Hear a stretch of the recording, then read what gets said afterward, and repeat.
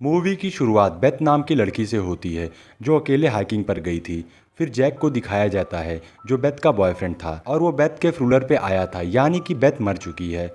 Jack उससे बहुत प्यार करता था, वो उसे हमेशा याद करता था, इसलिए वो बेथ के पेरेंट्स से मिलने उसके घर जाता है, जहां हम देखते हैं उस घर की मेड पर्लिन अचानक ही वहां से जा रही थी और मोरी उसे रोकने की कोशिश करता है, मगर वो नहीं रुकती, चली जाती है। फिर मोरी और जैक बैठ के बेथ के बारे में बात करते हैं, जहां जैक मोरी से बताता है पिछले कुछ दिनों से उसका रिलेशन बेथ के साथ कुछ अच्छा नहीं चल रहा था। अब जैक डेली बेथ के घर जाने लगता है और बेथ के पेरेंट के साथ टाइम स्पेंड करने लगता है, लेकिन ये बात जैक के पेरेंट्स को अच्छी नहीं लगती।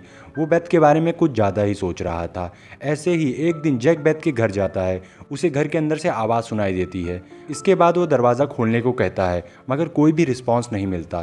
फिर जैक विंडो से अंदर देखता है तो उसे अंदर बेथ दिखाई देती है। वो हैरान हो जाता है और दरवाज़ा खोलने को कहता है, लेकिन कोई भी दरवाज़ा नहीं खोलता। अभी जैक का भाई काइल वहाँ आ जाता है, जो सिक्योरिटी ऑफिसर था, और जैक काइल को बताता है उसने अंदर बेथ को देखा है, पर काइल उसका विश्वास नहीं करता। उसे लगता है जैक अभी भी उसे भूल नहीं पाया है, इसलिए ऐसा कह रहा है। बाद में काइल मोरी से पूछता है तो मोरी कहता है सब ठीक है। जैक काइल से अंदर देखने को कहता है, पर वो उसकी नहीं सुनता और उसे जाने को कहता है। जैक एक दिन चुपके से बेथ के घर में घुस जाता है, तभी मोरी जैक को देख लेता है और उसे वहां से जाने के लिए कहता है, लेकिन जैक उसकी बात नहीं मानता और चेक करने के लिए घर के अंदर घुस जाता है, जहां वो देखता है गैनी बेथ को डोजेट में छिपाने की कोशिश कर रही थी।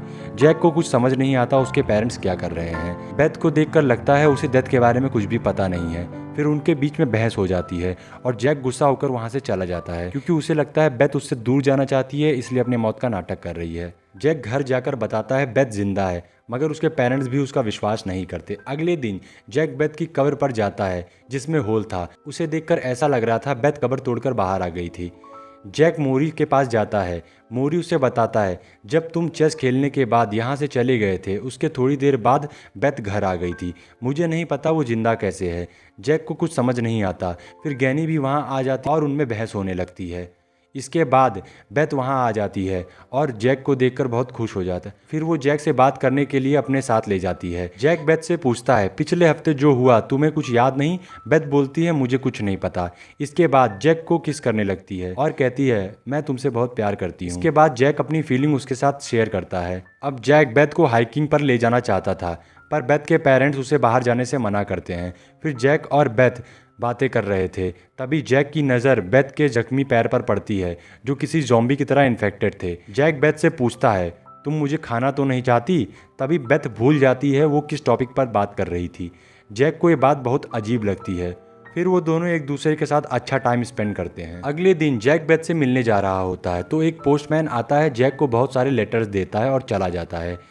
जैक ने उसे अपने स्कूल टाइम के बाद से कभी नहीं देखा था। उसे अचानक देखकर उसे अजीब लगता है। जैक मोरी से बेथ को उसकी मौत के बारे में बताने को कहता है। मोरी मना करता है क्योंकि वो बेथ को परेशान नहीं करना चाहता था। फिर बेथ जैक को हाइकिंग पर ले जाने को कहती है। इस पर मोरी दिन में बाहर निकलने को मना करता है, पर वो दोनों एक किसी की एक भी नहीं सुनते। वो दोनों एक पार्क में जाते हैं, वहाँ वो दोनों इंटीमेट होते हैं। तभी अचानक से बेथ के फेस पर स्कार्स आने लगते हैं। फिर वो दोनों घर आते हैं तो मोरी बेथ के चेहरे पर स्कार्स देखकर जैक पर गुस्सा करता है, क्योंकि उसे वो दिन में बाहर ले गया। जैक कहता है हमें बेथ को उसकी मौत के बारे में बता देना चाहिए। इस पर उन दोनों के बीच में बहस होने लगती है और मोरी जैक से बोलता है तुम बेथ से दूर रहो, लेकिन जैक नहीं मानता। वो बेथ को सरप्राइज देने के लिए अगली रात उसे बीच पर ले जाता है, जहाँ पर बेथ के लिए वो गिटार बजाता है। लेकिन बेथ जैक के गाने से इरिटेट हो रही थी और तोड़फोड़ करने लगती है और जैक को उठाकर फेंक देती है। जैक किसी तरह उसे शांत कर कार में बैठाता है। तभी वहाँ के रेडियो पर एक म्यूजिक बजने लगता है, जिसे सुनकर वो रिलैक्स हो जाती है। इसके बाद जैक उसे घर ले जाता है, जहाँ बेथ जैक को इंटीमेट होने को कहती है, लेकिन बेथ की अजीब बिहेवियर की वजह से जैक मना करता है। इसके बाद बेथ जबरदस्ती इंटीमेट होने की कोशिश करती है तो जैक बहाना बनाकर वहाँ से निकल जाता है। अगले दिन जैक एरिका से मिलने एक रेस्टोरेंट में जाता है। एरिका उसके बचपन की दोस्त है। उसे जैक की मॉम ने यहाँ बुलाया था ताकि जैक अपनी लाइफ में मूव ऑन कर सके। जब जैक एरिका से बात कर रहा था तभी रेस्टोरेंट का ओनर अजीब बिहेव करने लगता है। ये देखकर जैक एरिका से पूछता है क्या तुम्हें नहीं लगता कि मरे हुए लोग जिंदा हो रहे हैं? एरिका को जैक की बात समझ नहीं आती। जब जैक वहाँ से निकलता है तो बेथ उसकी कार के नीचे आ जाती है, लेकिन बेथ के ऊपर कार चढ़ने के बाद भी उसे कुछ नहीं होता। फिर एरिका वहाँ आ जाती है, जिससे बेथ को पता चलता है जैक किसी और लड़की के साथ घूम रहा है।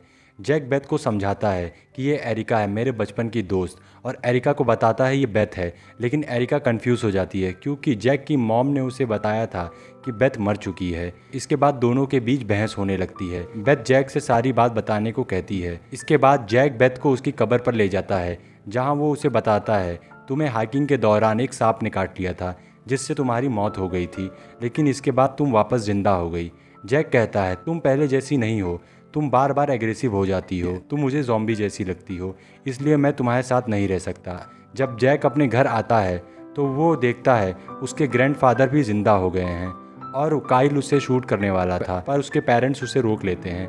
किसी को कुछ समझ नहीं आता, तभी उस घर के पुराने ओनर भी जिंदा होकर आ जाते हैं। फिर जैक अपनी फैमिली को वहां से निकलने को कहता है। इसके बाद मोरी जैक को बात करने के लिए बुलाता है और कहता है कि वो बेथ से कहे कि वो मरी नहीं है। जैक मोरी से कहता है ये सब उसकी मेट परलिन ने किया है, वो सब ठीक कर सकती है। मोरी नहीं मानता।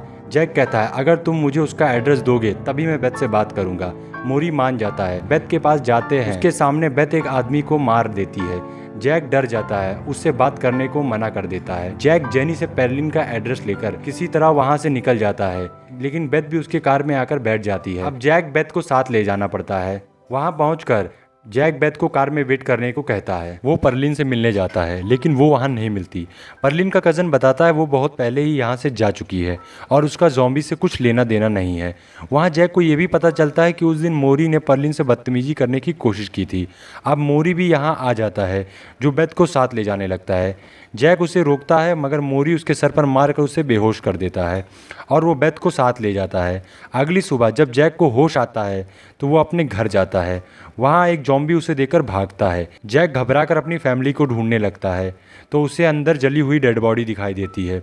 उसे लगता है वो उसकी फैमिली की है। फिर वो बेथ के घर जाता है, जहाँ उसे मोरी के कार में खून दिखाई देता है। वो अंदर जाता है तो बेथ की मॉम बेथ को माइक्रोवेव से बांधकर उसे अपना हाथ काटकर खिला रही थी। गैनी बताती है बेथ ने मोरी को मार दिया है। जैक गैनी को वहाँ से जाने को कहता है और कहता है मैं बेथ को संभाल लूँगा। बेथ जैक को देखकर एग्रेसिव हो जाती है। फिर जैक कहता है मैं तुम्हें हाइकिंग पर ले जाऊँगा और बेथ शांत हो जाती है। इसके बाद वो माइक्रोवेव के साथ ही खड़ी हो जाती है। तभी काइल वहाँ आ जाता है। वो बेथ को शूट करने वाला था तो जैक उसे रोक देता है। वो उससे अपनी फैमिली के बारे में पूछता है तो काइल बताता है वो दोनों सुरक्षित यहाँ से बाहर जा चुके हैं। घर पे जो डेड बॉडी थी वो ज़ॉम्बीज़ की थी, उसने ही उन ज़ॉम्बी को मारा था। काइल जैक को अपनी गन देता है और बेथ को शूट करने को कहता है। फिर जैक बेथ के साथ हाइकिंग पर जाता है, जहां वो बेथ से कहता है मैं तुमसे बहुत प्यार करता हूं। फिर वो अपनी गन निकालकर बेथ को शूट कर देता है और बेथ माइक्रोवेव के साथ ही खाई में गिर जाती है और मर जाती है। जैक दुखी हो जाता है। फिर जैक अपनी फैमिली से मिलता है और एरिका से भी, जो अपने ग्रैंडफादर को मारकर सदमे में चली गई। जैक बेथ और मोरी के कब्र पर जाता है। उसके बाद वो एरिका के साथ डिनर करने जाता है, जो उसकी नई गर्लफ्रेंड थी। ओके गाइस, वीडियो कैसी लगी कमेंट करके जरूर बताइएगा। वीडियो को लाइक कीजिएगा, चैनल को सब्सक्राइब कर दीजिएगा। फिर मुलाकात होगी, तब तक कीप स्माइलिंग, बी हैप्पी।